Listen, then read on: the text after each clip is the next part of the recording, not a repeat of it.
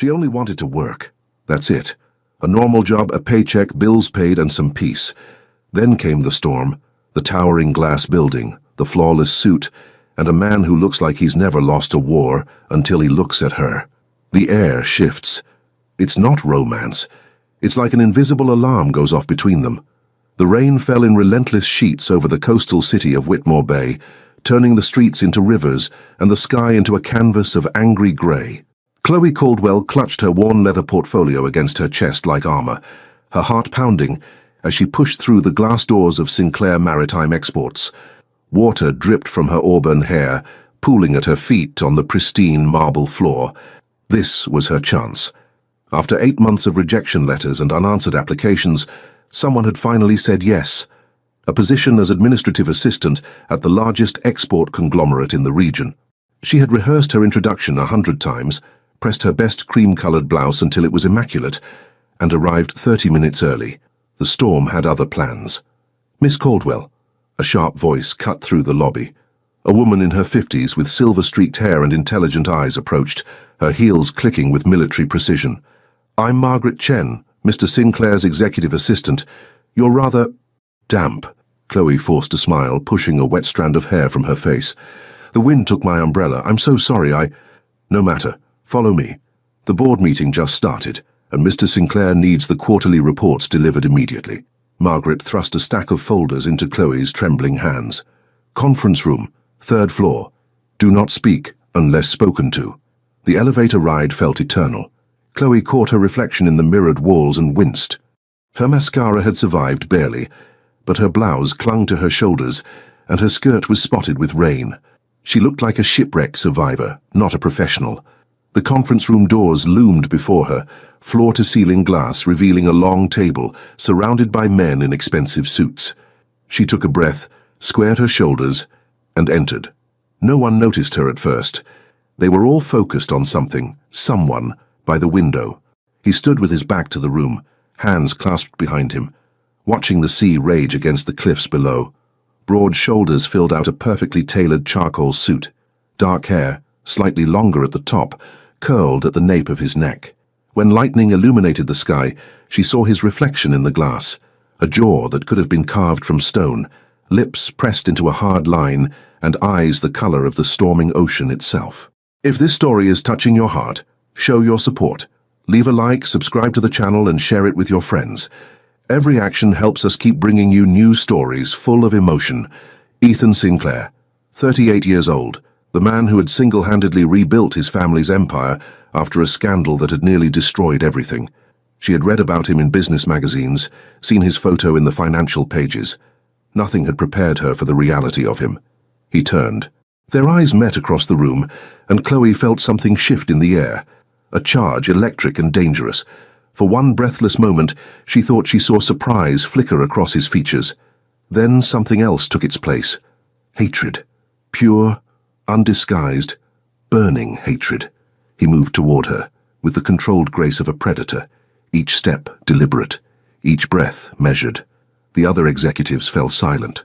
Chloe's feet remained rooted to the floor as he invaded her space, close enough that she could smell his cologne, sandalwood and something darker, like smoke after a fire.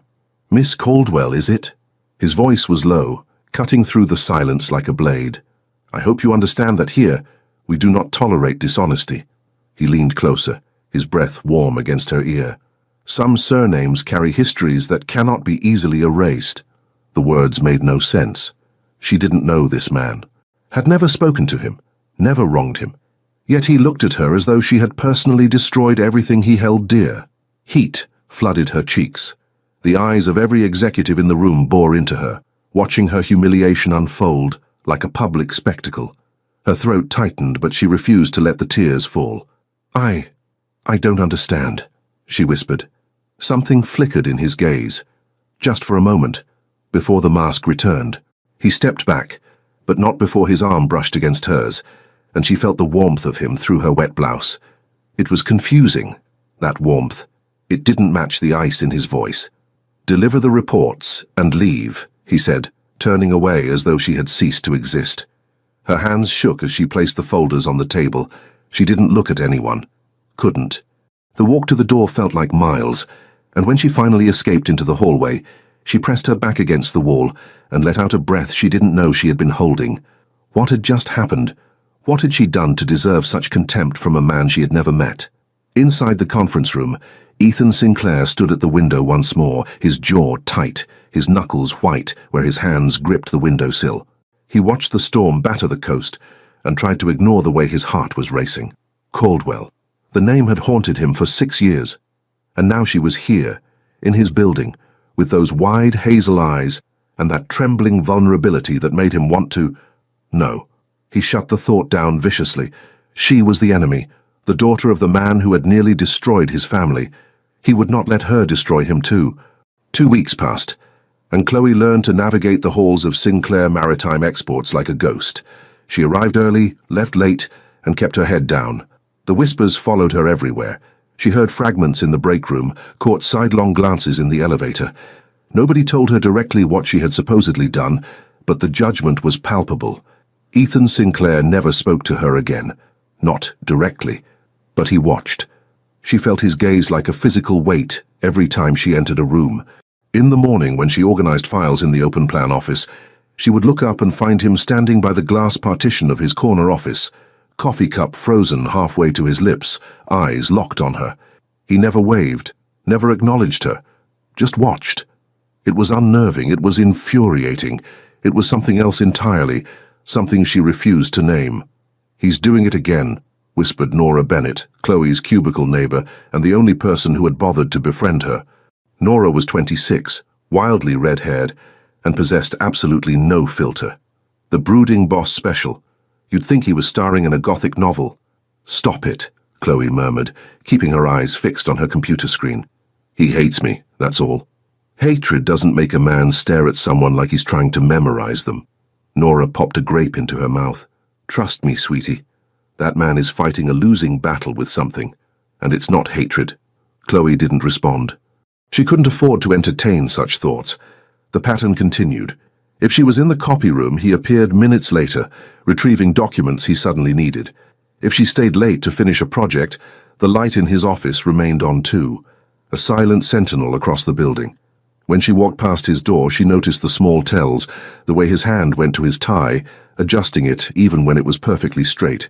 The way his fingers raked through his hair the moment she entered his line of sight. And when Marcus Webb from accounting lingered too long at her desk, asking about her weekend, Chloe glanced toward the glass office and saw Ethan standing there, arms crossed, fists clenched at his sides, jaw tight enough to shatter. What did he want from her? From his office, Ethan asked himself the same question every day. He knew her schedule better than his own, knew that she took her tea with 2 sugars and no milk, knew that she hummed softly when she thought no one was listening, some melody he couldn't identify but found himself straining to hear, knew that she wore a thin silver bracelet on her left wrist and touched it whenever she was nervous, as though it grounded her. He also knew that she organized things compulsively when she was anxious, files, pens, papers, arranging and rearranging until everything was perfectly aligned.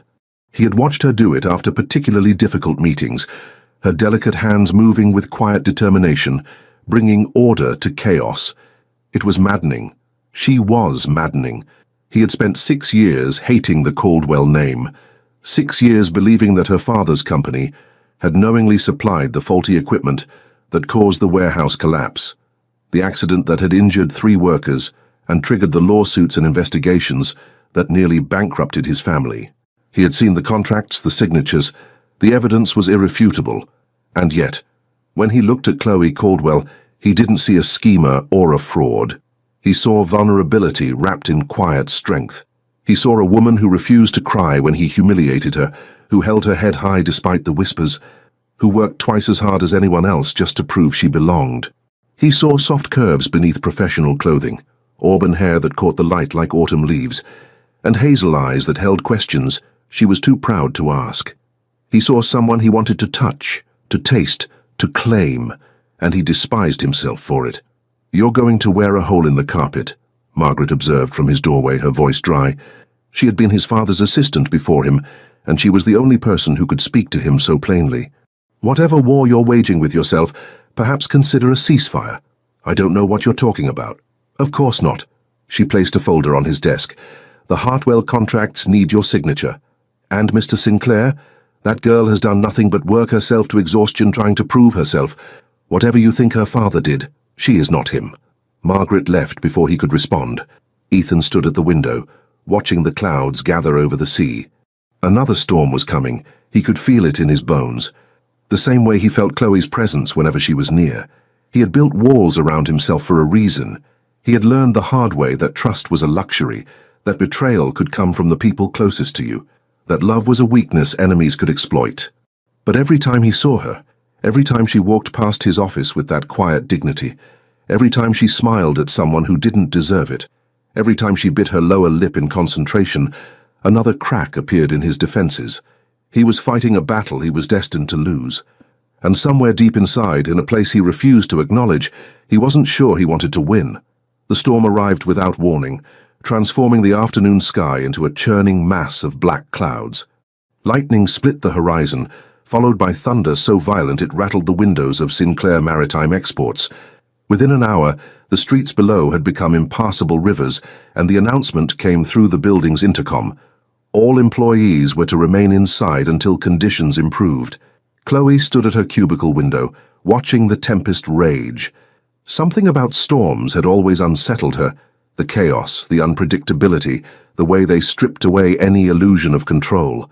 Her fingers found her silver bracelet, rubbing the worn metal like a talisman. "I need the Patterson files from the archive room," her supervisor called from across the office.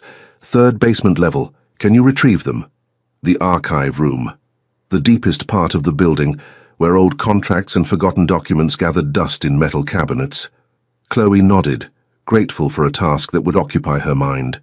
The elevator descended slowly, and with each floor the sounds of the storm grew muffled until they disappeared entirely. The basement levels were silent, tomb-like.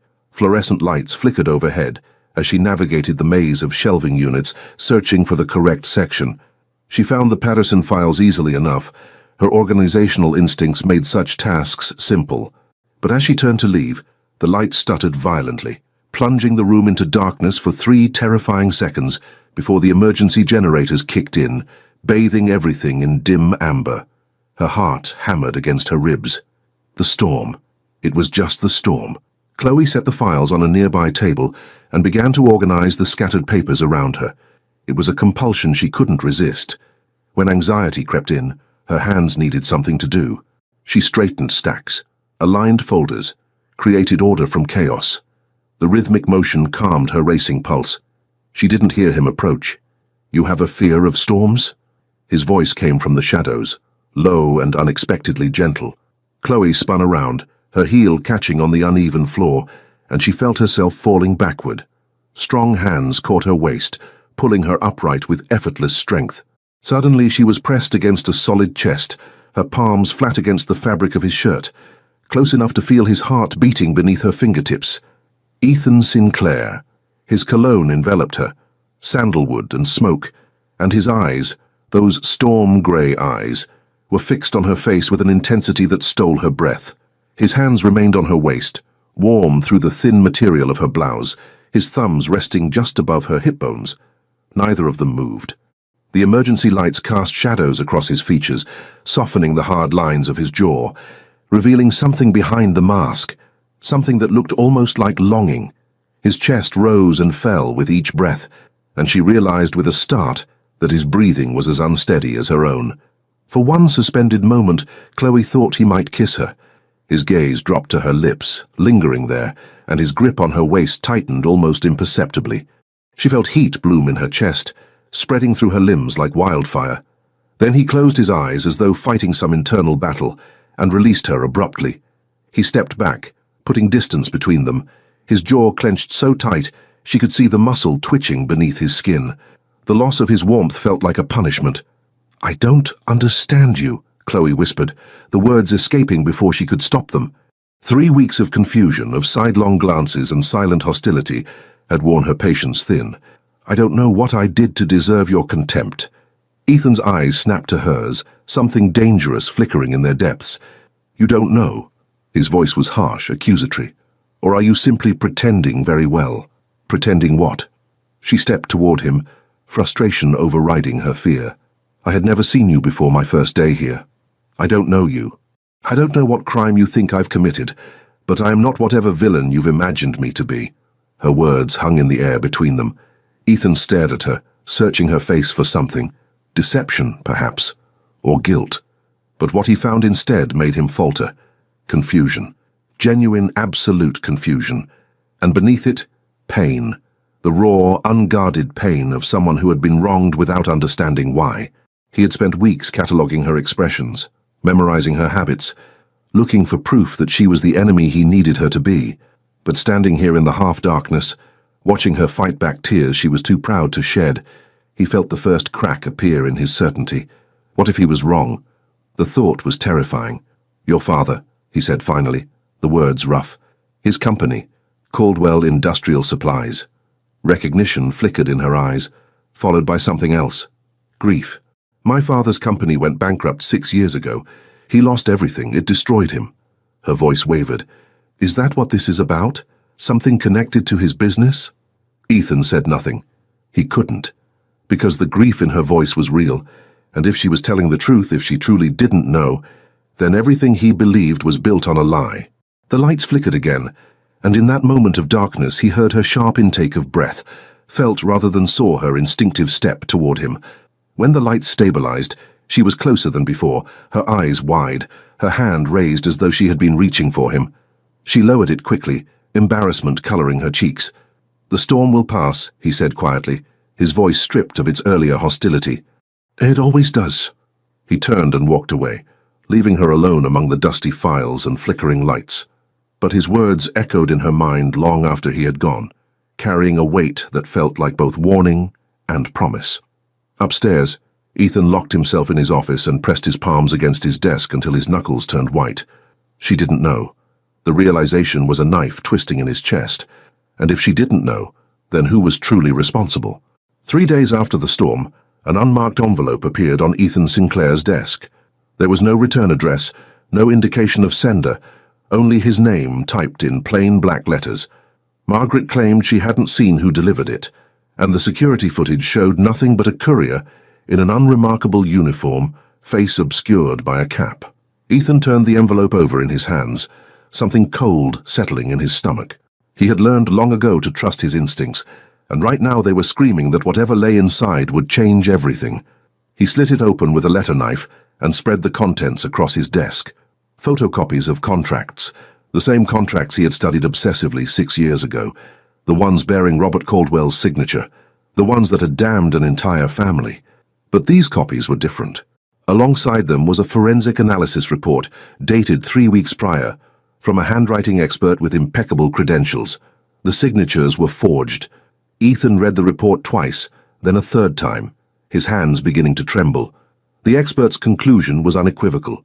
The signatures on the Caldwell Industrial contracts showed clear signs of manipulation, stroke pressure inconsistencies, hesitation marks, traced rather than naturally written.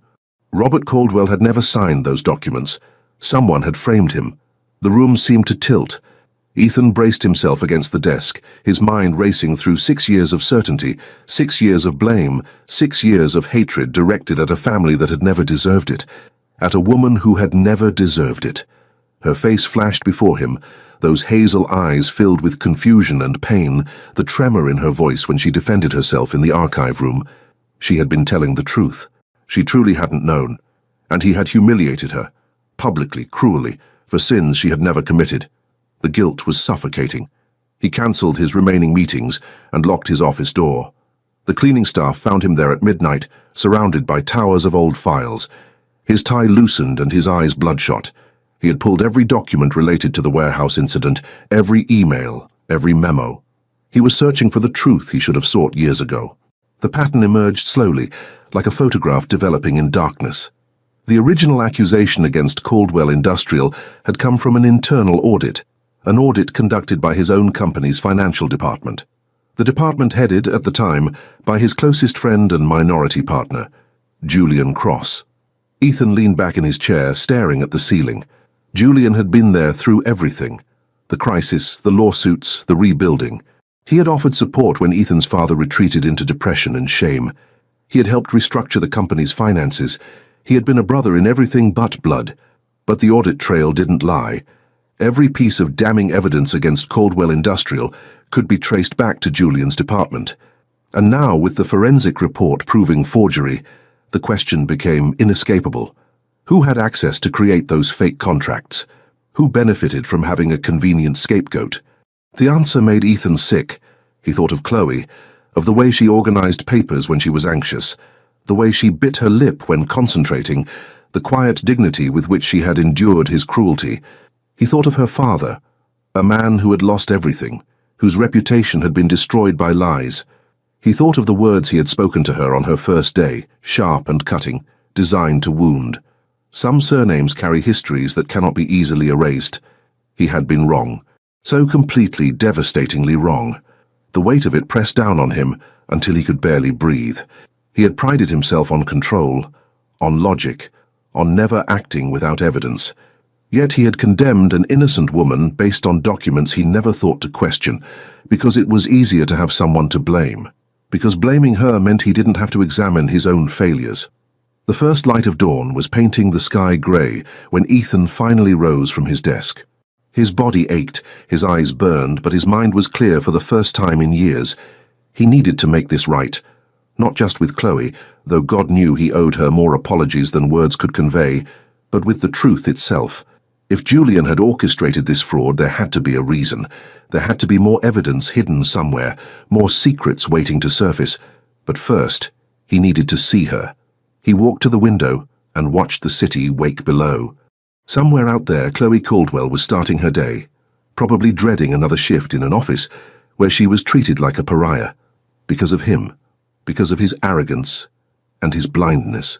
The hatred he had felt for her seemed like madness now. In its place was something far more terrifying, a tenderness he didn't deserve to feel, a longing he had no right to possess. He had fallen for her.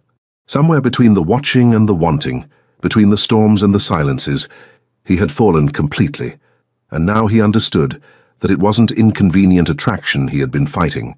It was love. Love for a woman he had wronged in every possible way. Ethan pressed his forehead against the cool glass and closed his eyes. He had spent his life building walls, protecting himself from betrayal. But the greatest betrayal had come from within, from his own willingness to believe the worst without question. He didn't deserve forgiveness, but he would spend whatever time it took trying to earn it.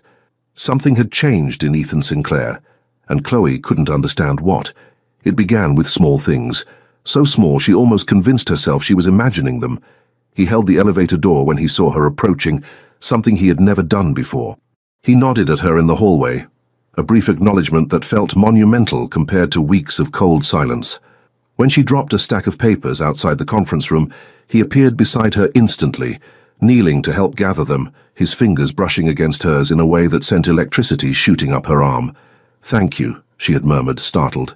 He had looked at her then, really looked at her, and something in his expression made her breath catch. It wasn't hatred. It wasn't even the complicated intensity she had grown accustomed to. It was something softer, something that looked almost like regret. "You're welcome," he said quietly, and walked away. The kindnesses multiplied. He appeared in the break room one afternoon while she was struggling with a box of supplies that had been delivered to the wrong floor. Without a word, he lifted it from her arms and carried it to the storage closet himself, despite her protests that she could manage. "You shouldn't carry heavy things," he said, and there was something protective in his tone that made her cheeks flush. Another day, she stayed late to finish a complex filing project, and when she finally emerged from the archive room, she found a cup of tea waiting on her desk, still warm. Her preferred blend, 2 sugars, no milk. A small note beside it read simply, "Don't work too late." She recognized his handwriting from the documents she had processed, sharp, decisive strokes. The same hands that had caught her in the archive room, that had held her waist with such restrained intensity. Chloe didn't know what to feel. "He's clearly lost his mind," Nora declared during their lunch break, stealing fries from Chloe's plate. 3 weeks of treating you like a criminal, and now he's bringing you tea. What is this, a Victorian courtship?" "It's not like that," Chloe protested weakly. "Sweetie, the man literally asked Marcus from accounting if you had eaten lunch yesterday." "Marcus, who he has never spoken to in 3 years of working here." Nora raised an eyebrow. That's not professional concern.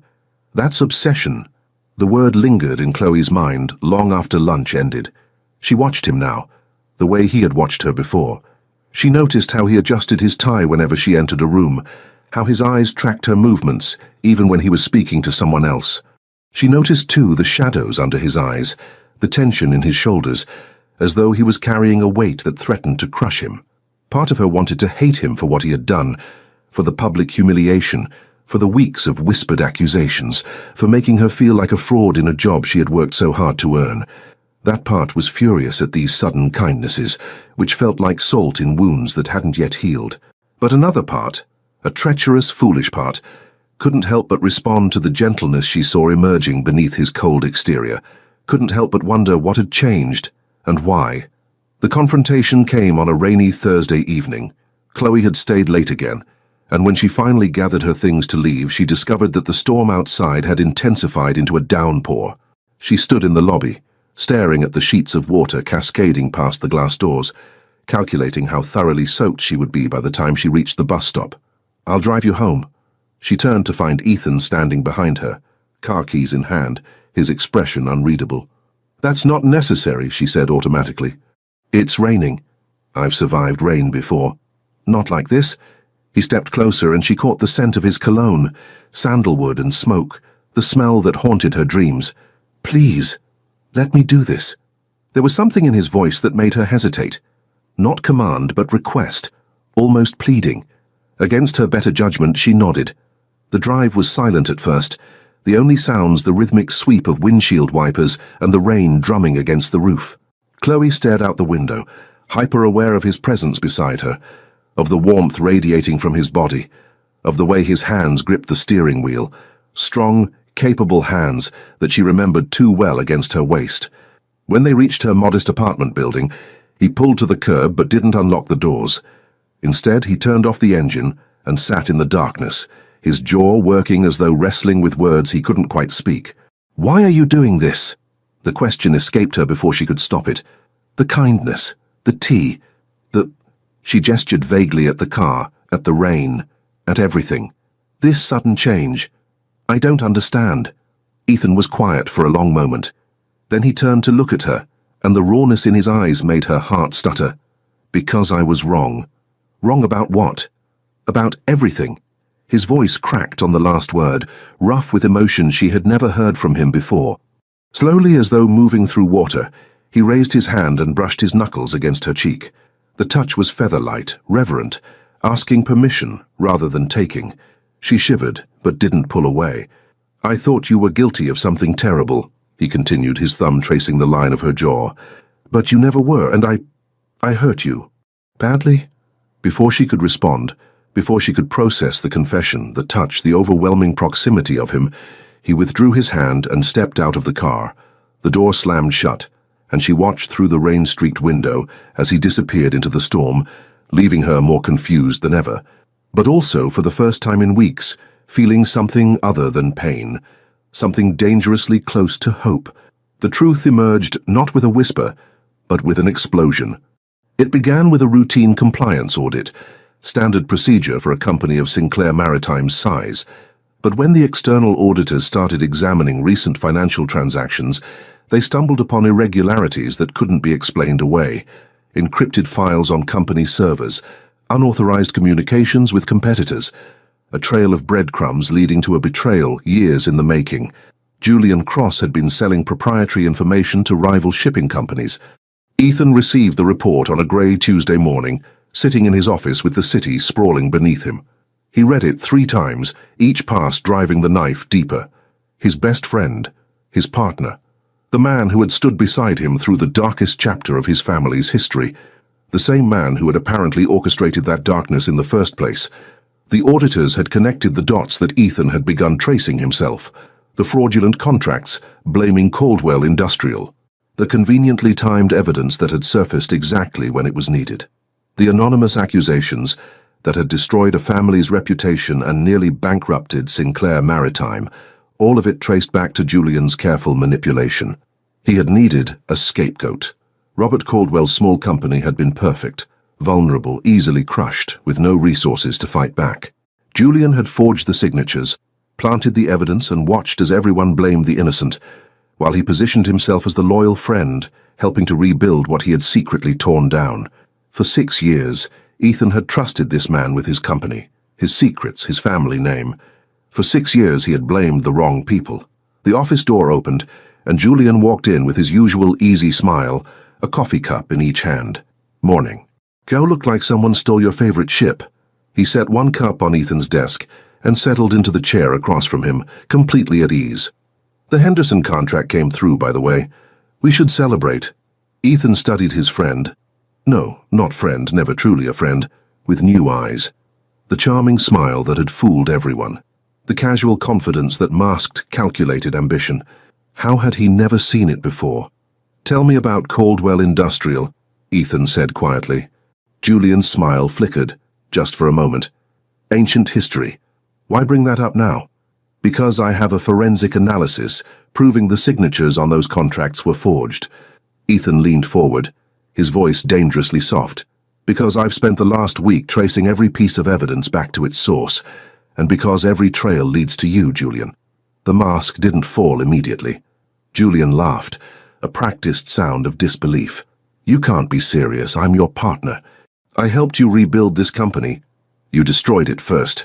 Ethan rose from his chair, moving around the desk with the controlled grace of a predator circling prey. "You created the crisis so you could play the hero. You needed someone to blame, so you chose a company small enough to crush. You forged documents, destroyed reputations, and watched an innocent family lose everything." "Ethan, Robert Caldwell's daughter works in this building." The words came out rough, weighted with guilt. "I humiliated her publicly because I believed your lies. I treated her like a criminal because you needed a convenient villain for your story." Julian's expression hardened, the charm evaporating like morning mist. When he spoke again, his voice was cold, calculating. The real Julian, finally revealed. "You believed what you wanted to believe," he said. "It was convenient for you too, wasn't it? Having someone to blame meant you didn't have to examine your own family's failures. Your father's weakness, your inability to see what was happening under your own roof." The words struck their target, but Ethan didn't flinch. "Maybe, but I'm seeing clearly now." "Are you?" Julian stood, and something dangerous flickered in his eyes. "Because from where I'm standing, you're a man who's fallen for the daughter of the family he destroyed. That's a story the press would love, don't you think? The great Ethan Sinclair, so desperate for redemption that he's bedding the victim of his own cruelty." "Watch your mouth." "Oh, I've been watching plenty." Julian's smile turned cruel. "I've seen how you look at her, how you follow her around like a lovesick fool. If you pursue this investigation, if you try to expose me, I'll take everything down with me. Your father's bribes to port officials before he retired, the offshore accounts he used to hide losses, the illegal contracts that kept this company afloat during the crisis." Ethan's blood ran cold. His father had made mistakes, desperate decisions during desperate times. Julian knew about all of them because Julian had been there, watching, waiting, collecting leverage like weapons. "You'll destroy yourself in the process," Ethan said. "Maybe, but I'll destroy you first." "And her?" Julian's eyes glittered with malice. "She'll be dragged through the mud alongside you.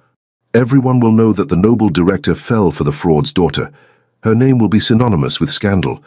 Is that what you want for her?" The silence stretched between them, thick with threat. Ethan thought of Chloe, her quiet strength, her wounded dignity, the way she had looked at him in the car with something like hope dawning in her eyes. He thought of what Julian's revelations would do to her.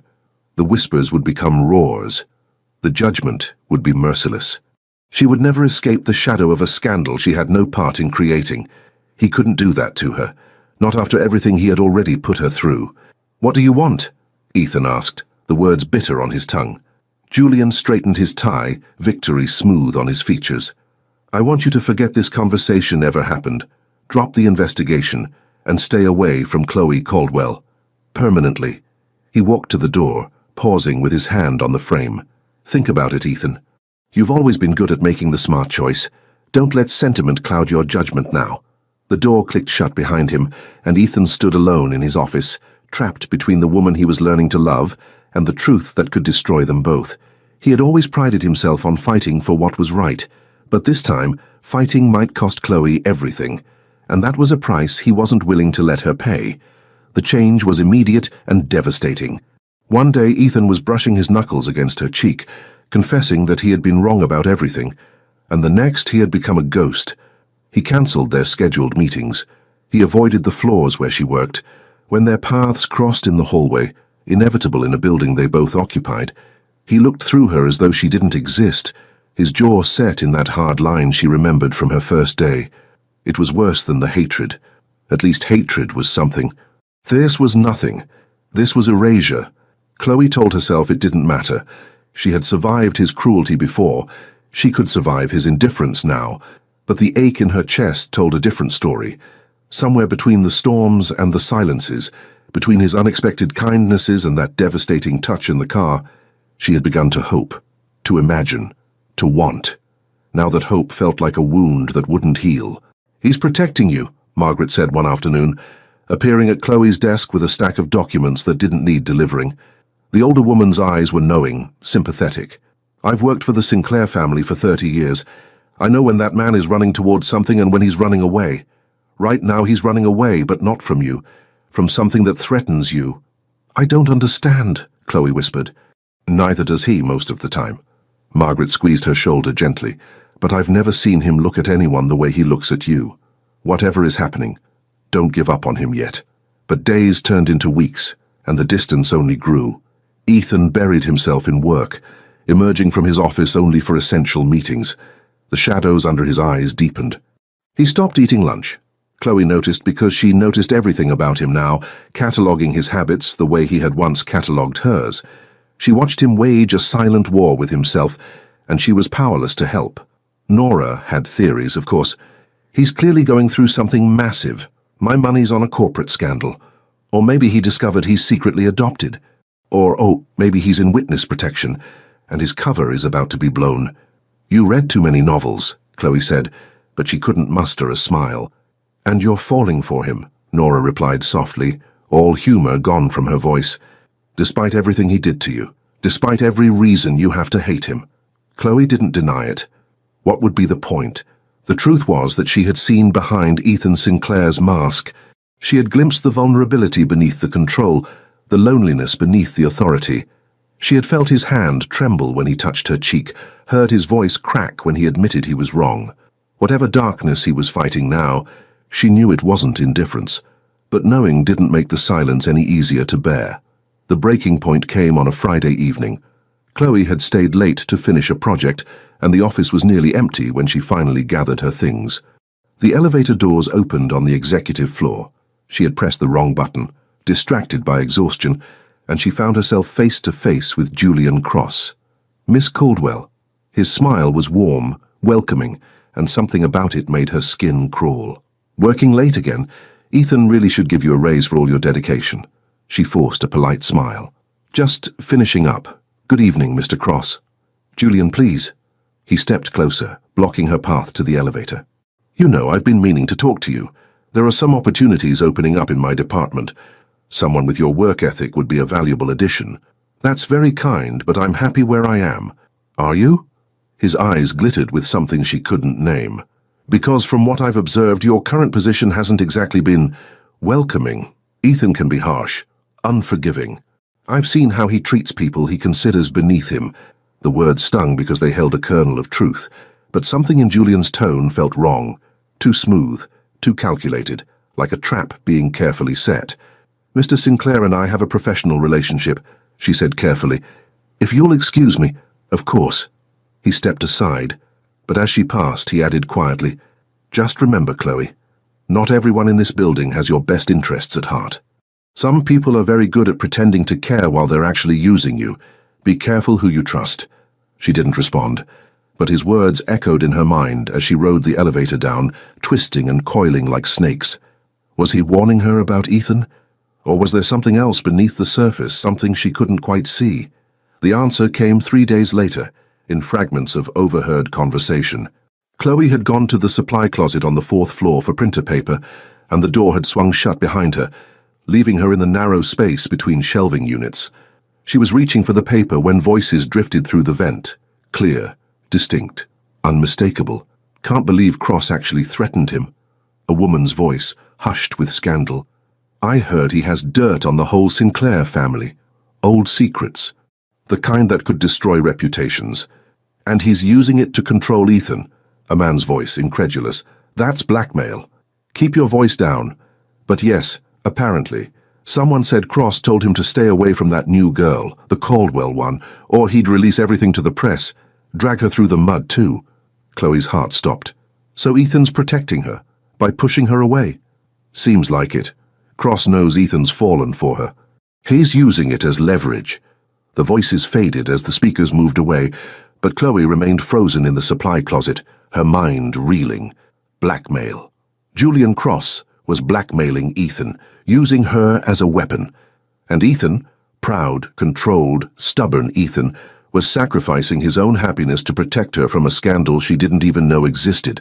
The fury that rose in her chest wasn't directed at Ethan. It wasn't even directed at herself for doubting him. It was aimed squarely at Julian Cross, at the cruelty of his manipulation, at the way he had twisted something beautiful into a tool for control. Ethan was suffering in silence, fighting alone, because he thought he was protecting her. He was wrong. Chloe Caldwell had spent her entire life being underestimated. She had watched her father's reputation be destroyed by lies and emerged from the ashes with her dignity intact. She had endured weeks of whispered accusations and sidelong glances without breaking. She had faced Ethan Sinclair's hatred and stood her ground. She would not let Julian Cross win. She would not let the man she was falling in love with destroy himself for her sake.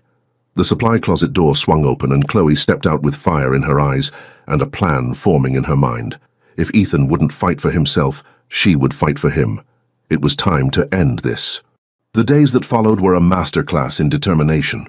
Chloe threw herself into research with the same meticulous energy she applied to organizing files. She stayed late at the office, not for work, but for investigation, carefully piecing together the puzzle of Julian Cross's deception. She studied old company records, cross-referenced dates, and built a timeline of events that painted a damning picture. The warehouse accident, the faulty equipment, the contracts that had destroyed her father's company. All of it traced back to one source, one man who had hidden in plain sight for 6 years, playing the loyal friend while orchestrating chaos from the shadows. But evidence wasn't enough. She needed proof that the board couldn't ignore. She needed something that would expose Julian without dragging Ethan's family secrets into the light. Margaret became her unlikely ally. "I always suspected something was wrong with that man," the older woman confided during one of their covert meetings in the archive room. "Too smooth. Too perfect. People like that are always hiding something rotten underneath." "Do you know what he has on Ethan's family?" Chloe asked. "The leverage he's using?" Margaret hesitated, loyalty warring with justice on her weathered features. Ethan's father made mistakes during the crisis, desperate decisions. Nothing criminal, but enough to tarnish the Sinclair name if it became public. Julian knows because he was there. He helped cover some of it up. At the time, Ethan thought it was friendship. Now he realizes it was insurance. And Julian's using that to control him. To control everything. Margaret's voice hardened. "But what Julian doesn't know is that I've kept records too. Backup files. Documentation of his unauthorized communications with competitors. Emails he thought he deleted." She pressed a flash drive into Chloe's palm. "I was waiting for the right moment. I think you might be it." Chloe stared at the small device, feeling its weight like a loaded weapon. "Why are you helping me?" "Because I've watched that boy suffer for 6 years under the weight of guilt that was never his to carry. Because I've seen him fall in love with you and tear himself apart trying to protect you. And because Julian Cross deserves to answer for what he's done." Margaret's eyes softened. "Ethan won't fight for himself. He's too busy martyring himself on the altar of your safety. But you have nothing to lose, and everything to gain." "I have everything to lose," Chloe corrected quietly. "But some things are worth the risk." The board meeting was scheduled for Thursday afternoon, a routine quarterly review that Julian would attend as minority partner. Chloe spent the intervening days preparing, rehearsing, gathering her courage like armor. She barely slept, barely ate, but the fire in her chest kept her moving forward. Nora watched her transformation with a mixture of awe and concern. "You're going to war," she observed one evening, as Chloe reviewed her notes for the 100th time. "I'm going to tell the truth. That's all. Against a man who spent years manipulating everyone around him? Who has blackmail material on the most powerful family in the company? Nora shook her head. That's not truth-telling, sweetie. That's a battlefield. Then it's a good thing I'm not afraid of storms. Thursday arrived grey and cold, the sky heavy with the promise of rain.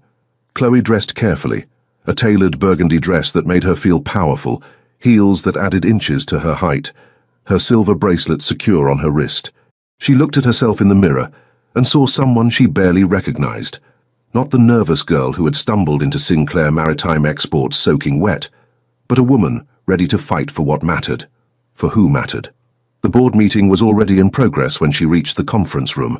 Through the glass walls, she could see the executives seated around the long table, documents spread before them, Julian holding court with his easy charm. And at the head of the table, Ethan, pale, exhausted, beautiful in his suffering. Their eyes met through the glass, and she saw shock register on his features, then alarm. He shook his head slightly, a warning, but she was already pushing through the doors. "Miss Caldwell," Julian's voice was silk over steel. "This is a private meeting. I'm afraid you'll need to—" "I'm afraid this can't wait." Chloe's voice rang out clear and steady, surprising even herself. She walked to the center of the room, acutely aware of every eye following her movement. "I have information the board needs to hear. About the warehouse accident 6 years ago, about the contracts that destroyed my father's company, and about the man who orchestrated all of it." Murmurs rippled through the room. Julian's smile didn't waver, but something cold flickered in his eyes. "This is highly irregular," one of the board members protested. "Whatever grievances you have are backed by evidence." Chloe connected Margaret's flash drive to the conference room's display system. Documents filled the screen, emails, financial records, forensic analyses. 6 years ago, Caldwell Industrial was blamed for providing faulty equipment that caused the warehouse collapse. My father's signatures were on the contracts. His company was destroyed, and so was his reputation. She clicked to the next slide, but those signatures were forged. A forensic handwriting expert confirmed it 3 weeks ago. Someone framed my father because they needed a scapegoat, someone small enough to crush, vulnerable enough not to fight back. "This is absurd," Julian interjected smoothly. "You're clearly emotionally compromised. Your family's history with this company. My family's history is one of victimhood, not villainy." Chloe's gaze locked onto his, unflinching. "The real villain has been sitting in this boardroom for 6 years, pretending to be a loyal partner while selling company secrets to competitors and manipulating everyone around him." She clicked again. Emails appeared on screen. Julian's communications with rival shipping companies, dates and dollar amounts and damning details. Julian Cross orchestrated the fraud that nearly destroyed Sinclair Maritime. He forged documents, planted evidence, and watched an innocent family take the blame. And when the truth started to emerge, he resorted to blackmail to keep it buried. The silence was absolute. Julian's mask finally cracked, rage twisting his features into something ugly. "You have no idea what you're doing," he hissed. "You're destroying yourself. You're destroying him." His finger jabbed toward Ethan. "Everything I have on the Sinclair family can be explained by desperate decisions made during a crisis you manufactured." Chloe's voice didn't waver. "I've done my research, Mr. Cross. The board can decide how much weight to give old mistakes made by a man trying to save his family's legacy. But what they can't ignore is fraud, forgery, and corporate espionage committed by someone who was supposed to be a partner." She turned to face Ethan directly, her heart pounding against her ribs.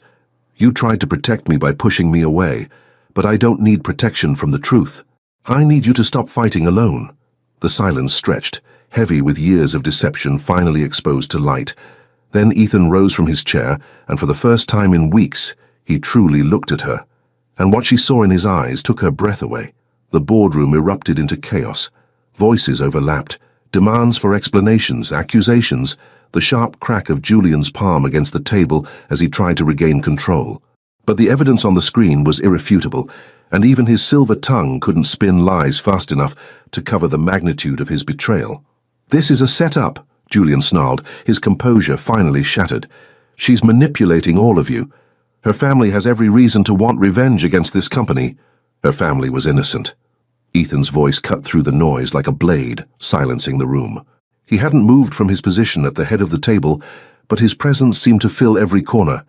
I've seen the forensic reports myself. The signatures were forged. Robert Caldwell never signed those contracts. And you believe her? Julian laughed, but the sound was brittle, desperate. You've known her for what, 2 months? I've been your partner for over a decade, your friend since university. And you're going to throw all of that away because of some infatuation? I'm going to throw it away because you're a fraud. Ethan's eyes were storm grey and unforgiving. You destroyed an innocent family to cover your own crimes. You manipulated me into believing lies.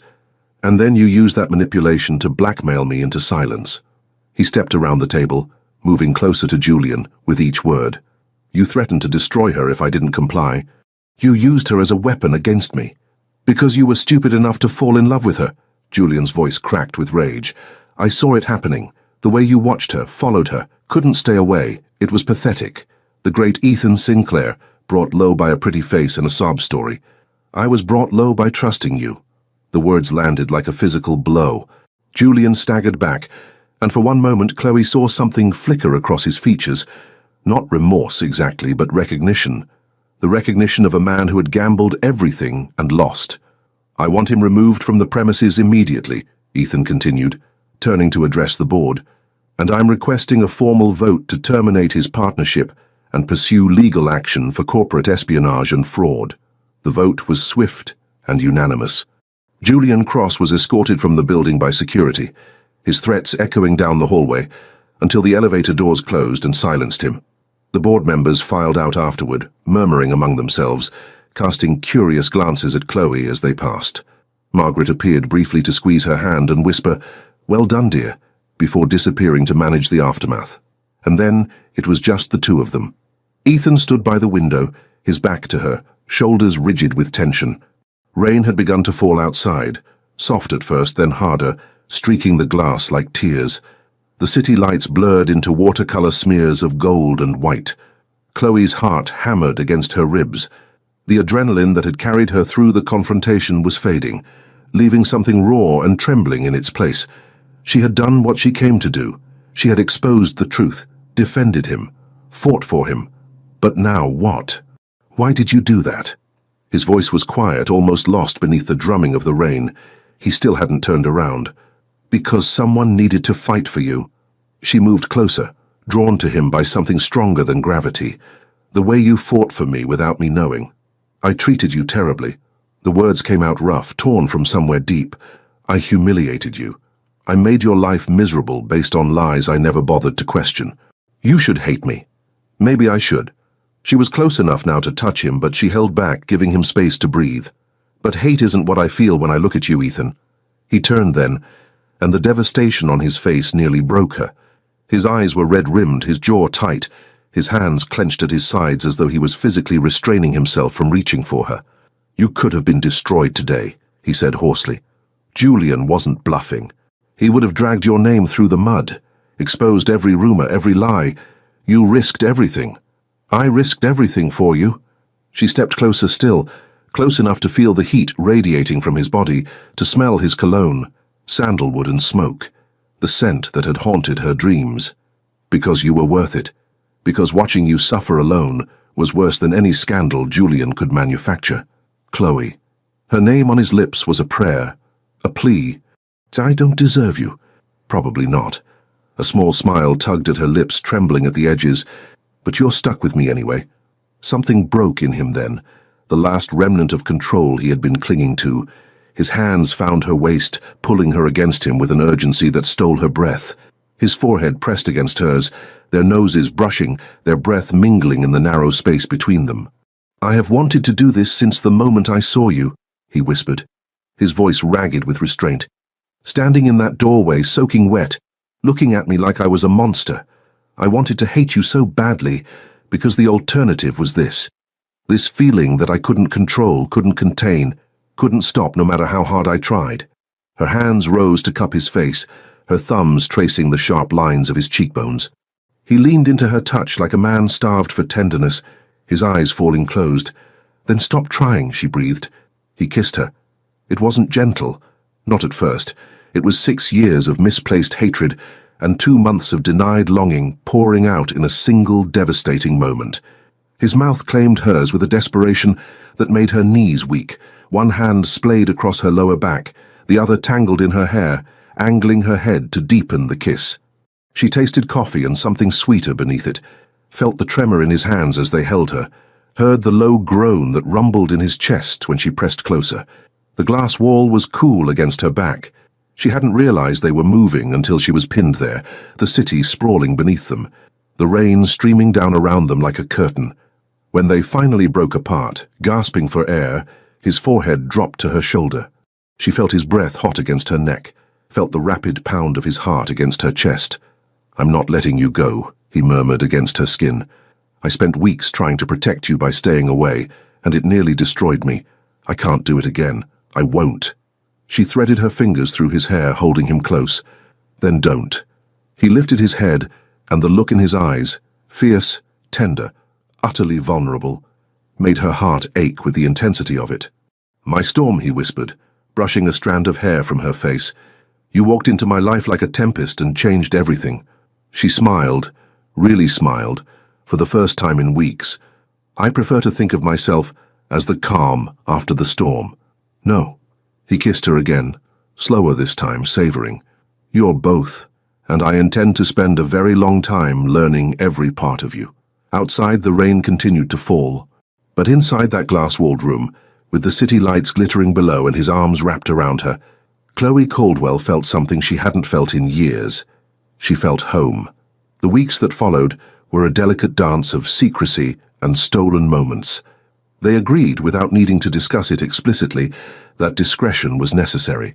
The scandal of Julian's expulsion had sent ripples through the company, and the last thing either of them wanted was to add fuel to the gossip fires. Chloe remained in her position as administrative assistant, and Ethan remained the untouchable director, at least in public. In private, everything had changed.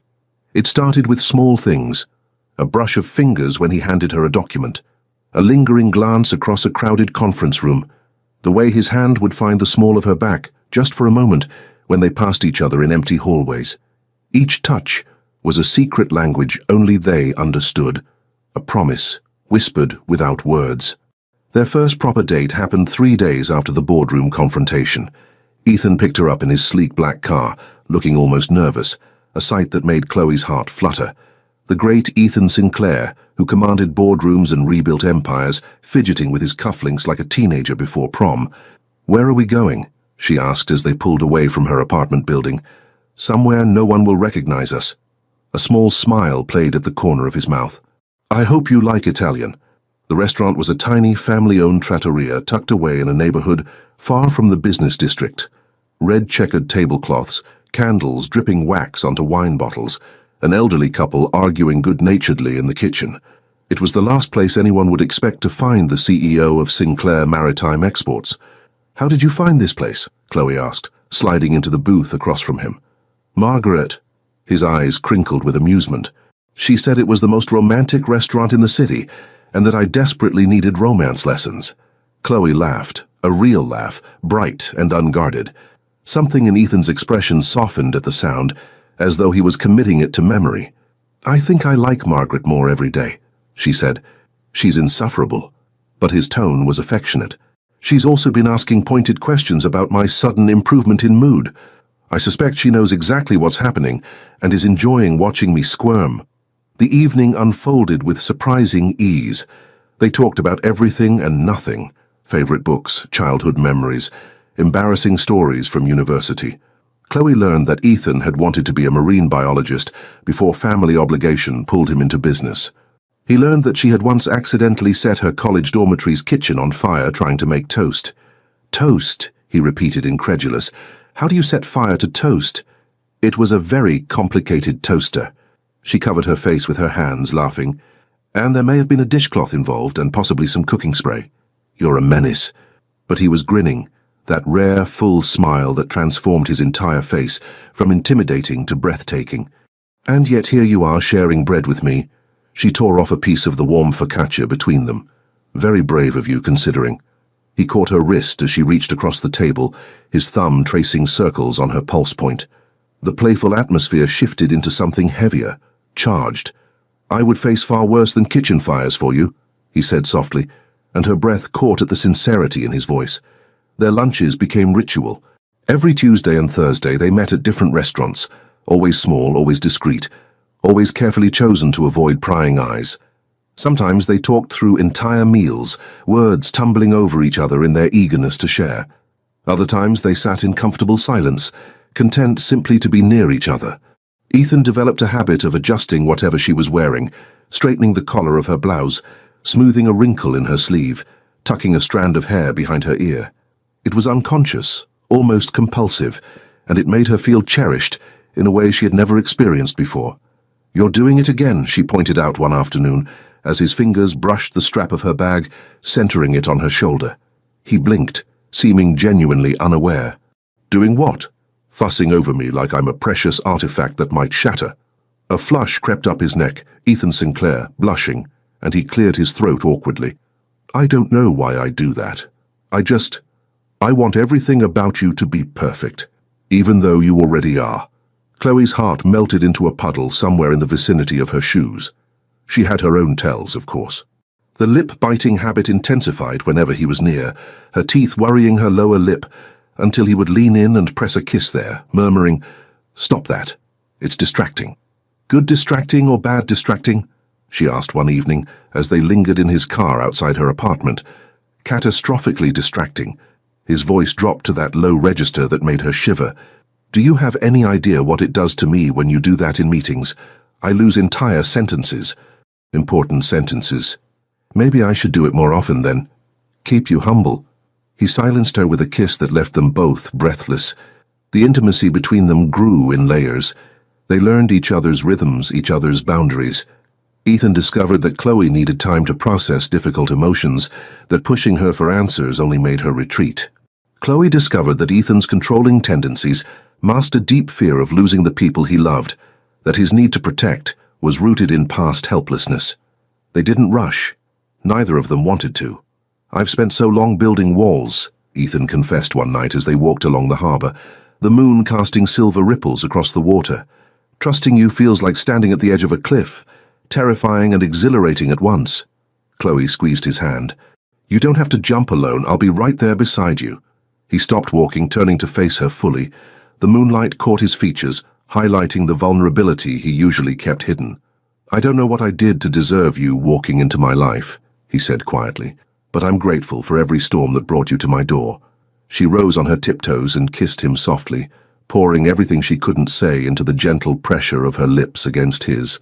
His arms wrapped around her, holding her close, and for a long moment they simply stood there, two people who had found each other against impossible odds, building something beautiful from the wreckage of old wounds.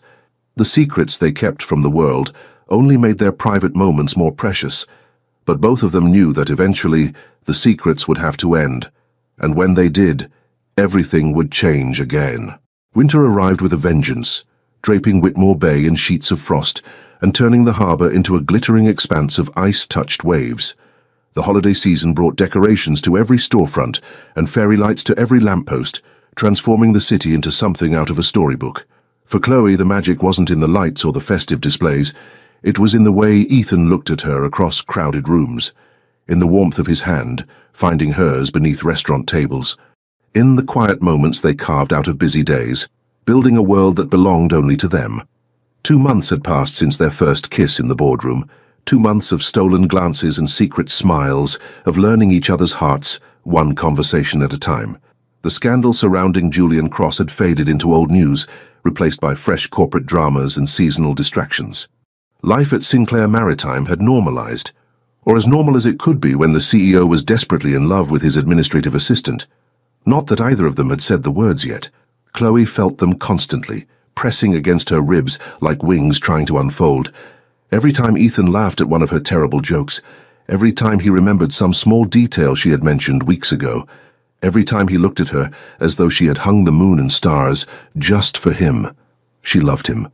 Completely, terrifyingly, irrevocably. But the words stuck in her throat, held back by old fears and fresh vulnerabilities. What if saying them changed things? What if the weight of those 3 syllables was too much for this fragile, beautiful thing they were building? Ethan seemed to struggle with the same unspoken confession. She caught him watching her sometimes, with an intensity that made her breath catch, his lips parting as though to speak, then pressing together again, the moment passing unacknowledged. They were dancing around an inevitability neither quite dared to name. The invitation came on a grey Thursday afternoon.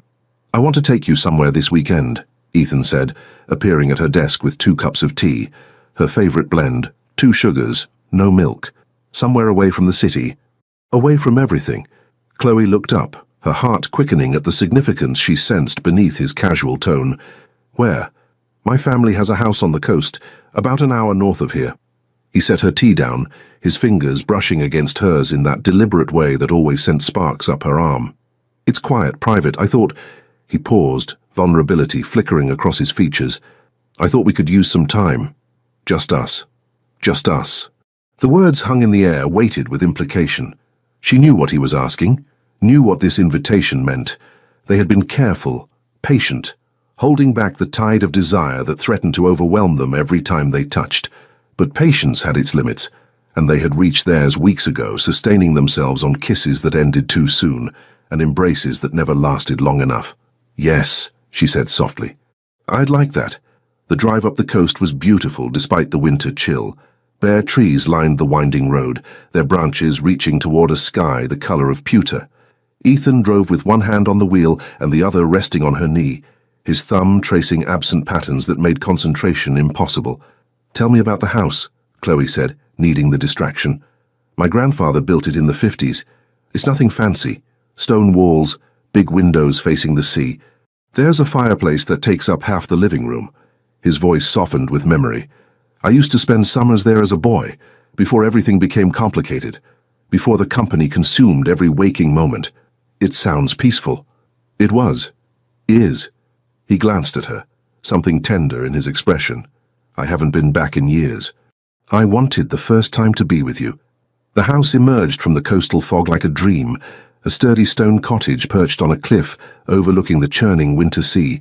Smoke already curled from the chimney. Ethan had called ahead to have the caretaker prepare it for their arrival. Inside was warmth and wonder. The fireplace crackled with fresh logs, casting dancing shadows across weathered wooden floors. Large windows framed the view of the ocean, endless and eternal, waves crashing against rocks far below. The furniture was worn but comfortable, the kind of pieces that held decades of memories in their fabric. "It's beautiful," Chloe breathed, turning in a slow circle to take it all in. "You're beautiful." Ethan stood in the doorway, watching her with that intensity that always made her heart stutter. Standing there in the firelight, looking at this old place like it's something special. "You're the most beautiful thing I've ever seen." She moved toward him without conscious thought, drawn by the gravity of his presence. His arms opened to receive her, wrapping around her waist and pulling her close until there was no space left between them. "I have something to tell you," he murmured against her hair. "Something I've been trying to say for weeks." Her heart hammered. "What is it?" He pulled back just enough to look into her eyes, his hands cradling her face with devastating tenderness. In the flickering firelight, she saw everything he felt, written plainly on his features. The love, the fear, the hope. "I love you," he said, voice rough with emotion. "I have loved you since the moment I saw you standing in that doorway, soaking wet and defiant, looking at me like I was the enemy. I loved you when I thought I hated you. I loved you when I pushed you away to protect you. I love you now, standing here in this house that holds all my happiest memories, knowing that you are the best thing that has ever happened to me." Tears spilled down her cheeks. She hadn't realized she was crying until she felt the warmth of them against his palms. "I love you too," she whispered. "I love you so much it terrifies me. I've never felt anything like this, never wanted anyone the way I want you. And I kept waiting for the right moment to say it, kept holding back because I was afraid." "Afraid of what?" "That it would be too much.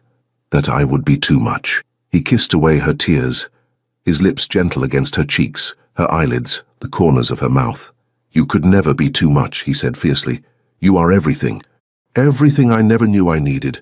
Everything I don't deserve but refuse to let go." When his mouth finally found hers, the kiss was different from all the others that had come before. It was a seal, a promise, a beginning. And as the winter wind howled outside and the fire crackled within, Chloe knew that whatever came next, they would face it together. The fire had burned low, embers glowing like scattered rubies in the darkness. Outside, the wind had gentled to a whisper, and the rain had begun its soft percussion against the windows, nature's lullaby for the coast. Neither of them had moved from each other's arms. They stood in the center of the living room, swaying gently to no music at all, her head resting against his chest where she could hear the steady thunder of his heart. His hand traced slow patterns on her back, reverent and unhurried, as though they had all the time in the world, because tonight they did. "Dance with me," he murmured against her hair, and she laughed softly.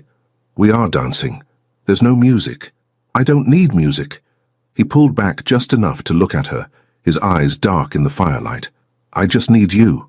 They moved together in the amber glow, two silhouettes merging into one. Her arms wound around his neck, his hands settled on her hips, guiding her in a rhythm only they could hear. It was intimate in a way that had nothing to do with proximity, and everything to do with trust. The vulnerability of letting someone see you completely, without armor, without pretense. When the dance slowed to stillness, Ethan's forehead dropped to rest against hers. His breathing was uneven, his grip on her waist tightening almost imperceptibly. "Chloe." Her name on his lips was a question, a request, a prayer. "I need you to know. There's no pressure. We can stop whenever you want. We can wait as long as you need. I meant what I said. I love you. That doesn't change whether we—" She silenced him with a kiss. It was soft at first, tender, a reassurance more than a demand.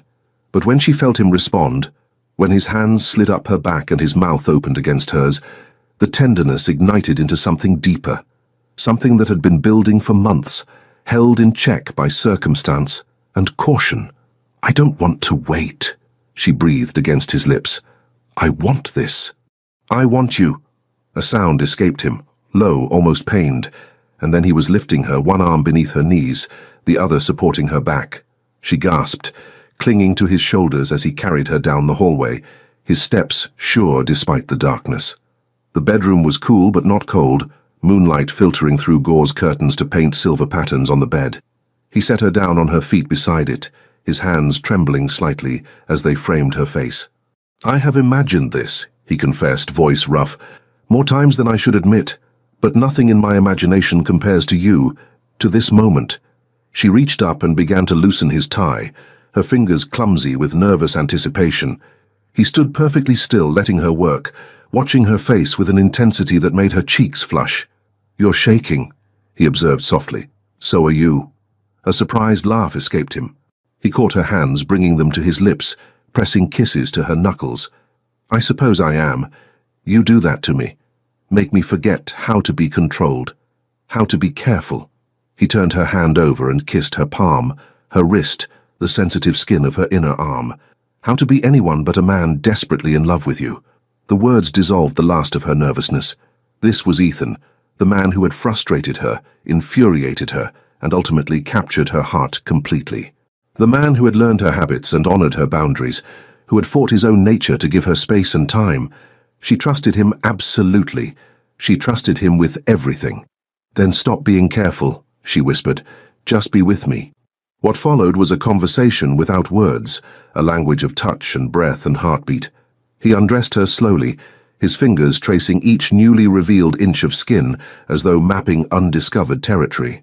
When she shivered, he paused, his eyes searching hers for reassurance. When she nodded, he continued, each movement deliberate and worshipful. Her hands explored him in turn, learning the topography of his body, the planes of his chest, the strength in his shoulders, the vulnerability of his throat when he tilted his head back at her touch. Every sigh, every gasp, every murmured endearment built upon the last, creating a symphony of intimacy that neither would ever forget. When they finally came together, it was with a gentleness that brought tears to her eyes. He moved slowly, reverently, his gaze never leaving hers, one hand cradling the back of her head, while the other intertwined with her fingers against the pillow. "Are you okay?" he asked, the question rough with restraint. "I'm perfect," she breathed. "You're perfect. This is everything," he finished for her. "This is everything." Time lost meaning in that moon-washed room. There was only sensation, only connection, only the exquisite rightness of two souls finding harbor in each other after long journeys through storms. He whispered her name like a benediction. She answered with his, a prayer and a promise intertwined. Afterward, they lay tangled together beneath soft sheets, her head pillowed on his chest, his fingers drawing lazy circles on her bare shoulder. The fire had died to ash in the other room, but neither felt the chill. They had warmth enough between them. "I never knew it could be like that," Chloe murmured, her voice drowsy with contentment. His arm tightened around her. "Neither did I." He pressed a kiss to the top of her head. "I've had relationships before, but nothing has ever felt like this, like coming home to a place I didn't know I was searching for." She tilted her face up to look at him, this man who had become her world. Moonlight softened his features, gentling the sharp lines of his jaw, illuminating the tenderness in his eyes. "I love you," she said, because the words bore repeating, because she wanted him to hear them again and again, until he believed them as absolutely as she believed his. "I love you." He kissed her forehead, her nose, her lips. "I love you. I will spend the rest of my life proving it to you. The rest of your life is a long time." "Not long enough." He pulled her closer, tucking her against his side as though she belonged there, because she did. "Not nearly long enough for everything I want to share with you." They fell asleep like that, wrapped in each other, as the rain continued its gentle song outside and the first light of dawn began to creep across the winter sea. Two hearts, once wounded, now healing together. Two lives once separate, now intertwined. One love stronger than any storm that had tried to tear them apart. The morning after changed everything, and nothing at all. Chloe woke to the sound of waves crashing against distant cliffs, and the warmth of Ethan's body curved around hers. His arm was draped across her waist, his breath soft and even against the back of her neck. For a long moment she simply lay there, savoring the perfection of the ordinary, the way sunlight crept across the floorboards, the distant cry of seabirds, the steady rhythm of his heartbeat against her spine. She had never felt so completely at peace. "I can hear you thinking," Ethan murmured, his voice rough with sleep. His arm tightened around her, pulling her closer. "It's too early for thinking." "It's nearly 10. "Exactly. Far too early." He pressed a kiss to her shoulder, then her neck, then the sensitive spot behind her ear that made her shiver. "Stay in bed with me. The world can wait." She turned in his arms, facing him, drinking in the sight of him rumpled and relaxed. The sharp edges she had first encountered were softened now, not just by sleep, but by something deeper. A contentment she recognized because she felt it too. "We'll have to go back eventually," she said, tracing the line of his jaw with her fingertip. "Eventually." He caught her hand and kissed her palm. "But not yet. I want at least one more day where you're mine alone, before we have to share our happiness with the world." The world. The thought brought with it a flutter of anxiety she hadn't expected. Their relationship had flourished in secret, protected by discretion and careful planning. Going public meant facing judgment, speculation, gossip. It meant explaining to colleagues and board members, and perhaps the press, why the CEO of Sinclair Maritime was involved with a junior administrative assistant, the daughter of the man once blamed for nearly destroying the company. Ethan read her expression with the accuracy of someone who had spent months studying her every mood. "You're worried about what people will say, aren't you?" He was quiet for a moment, his thumb stroking absently across her knuckles. "I used to care deeply about perception, about maintaining the image I thought was necessary to lead this company, but that was before I understood what really matters." His eyes met hers, steady and sure. "I would rather face 1,000 scandals with you than live a single day of perfect reputation without you." Tears pricked at her eyes. "Ethan, I mean it." He sat up, pulling her with him until they were facing each other in the tangle of sheets. "I've spent years building walls, protecting myself, sacrificing personal happiness for professional success. And where did it get me? Betrayed by my closest friend, nearly destroying an innocent family, and so lonely I didn't even recognize what I was missing until you walked through that door." He took both her hands in his expression fierce with conviction. "I love you, Chloe. I love your strength and your kindness, and the way you organize things when you're nervous. I love that you fought for me when I was too stubborn to fight for myself. I love that you looked past every terrible thing I did and saw someone worth believing in." His voice cracked slightly. "I am not going to hide that love. Not anymore." She kissed him then, deeply, thoroughly, pouring every ounce of her heart into the connection. When they finally broke apart, both breathless. She rested her forehead against his. "Okay," she whispered. "No more hiding." They returned to Whitmore Bay on Sunday evening, hands intertwined across the center console of his car. The city lights glittered against the darkening sky, familiar yet somehow transformed. Or perhaps she was the one who had transformed, seeing the world through the lens of newfound love. Monday morning brought the reckoning they had prepared for. Ethan called an all-hands meeting for 9 o'clock, unusual enough to generate whispers throughout the building. Chloe stood at the back of the crowded conference room, her heart pounding as employees filed in, their curious glances sliding between her and the man at the front of the room. Nora appeared at her elbow, eyes wide. "Please tell me this is what I think it is." "Depends on what you think it is." The most romantic workplace revelation in the history of corporate drama. Nora squeezed her arm. "I've been waiting for this moment for months." Ethan cleared his throat, and the room fell silent. He looked impossibly handsome in his charcoal suit, but Chloe noticed the slight tension in his shoulders, the way his hand went to his tie, that familiar, nervous tell. "Thank you all for coming," he began, his voice carrying easily across the crowd. "I'll keep this brief as I know you have work to return to, but there's something I need to address directly, before rumors do the job for me." He paused, his gaze finding hers across the room. The connection steadied him visibly, his shoulders relaxed and a small smile touched his lips.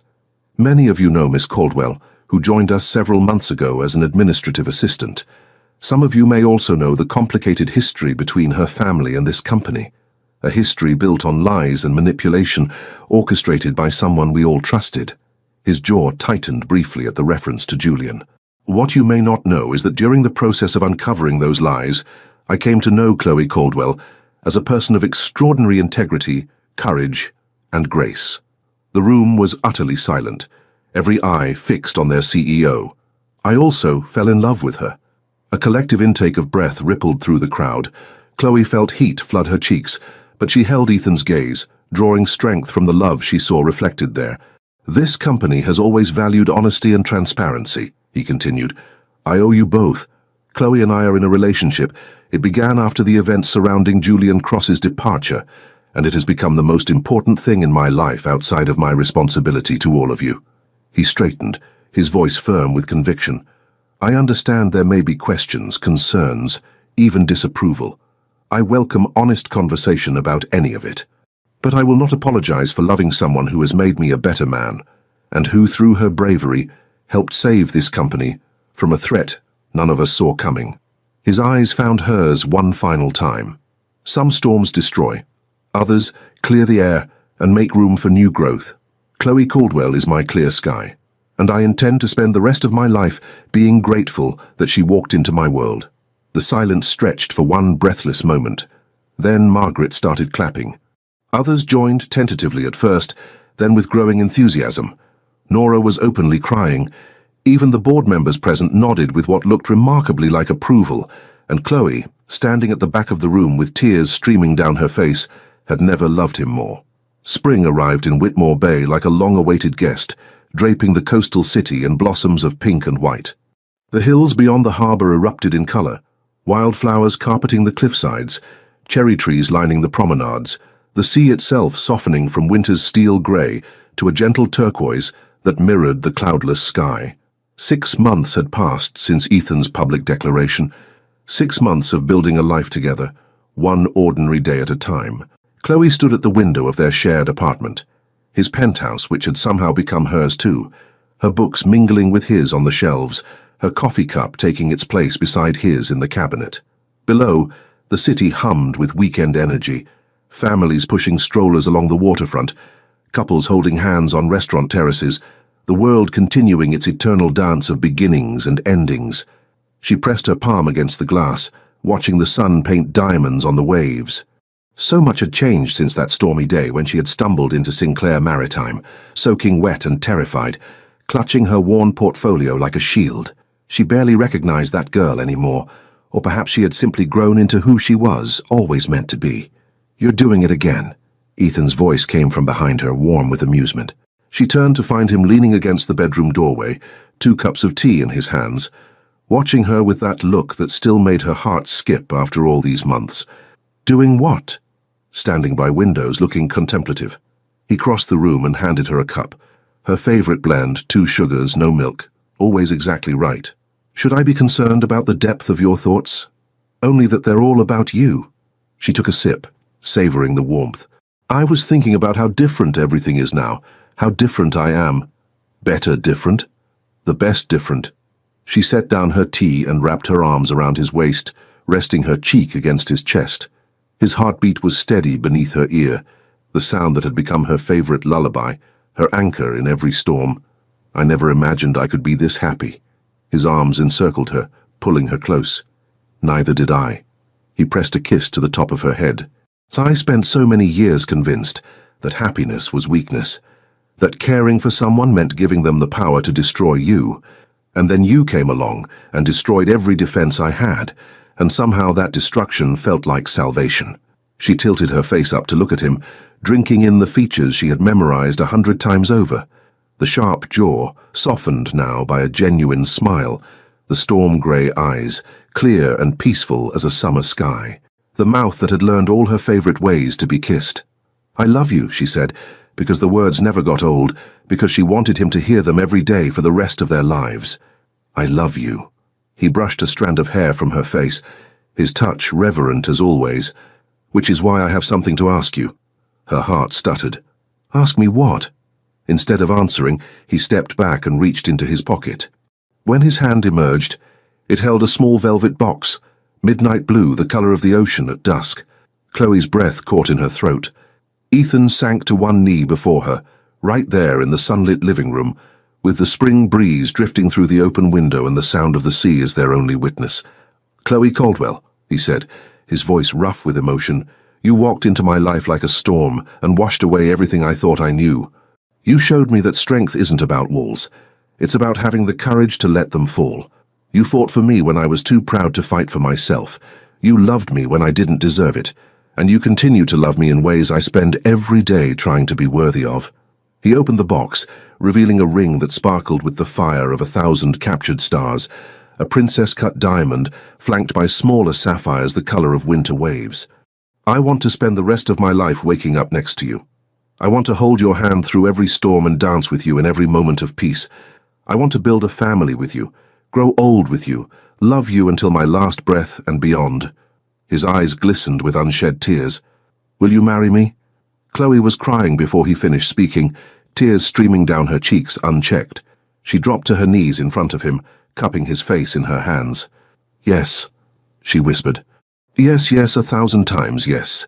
He slid the ring onto her finger with trembling hands, and then he was kissing her, deep and tender and full of promise. She tasted salt on his lips, whether her tears or his she couldn't tell, and she laughed against his mouth because the joy was too big to contain. My storm, he murmured against her lips, my clear sky, my everything, my stubborn, infuriating, wonderful man. She pulled back to look at the ring on her finger, watching it catch the light. I can't believe you're mine. I've been yours since the moment I saw you. He helped her to her feet, never releasing her hand. It just took me a while to stop being an idiot about it.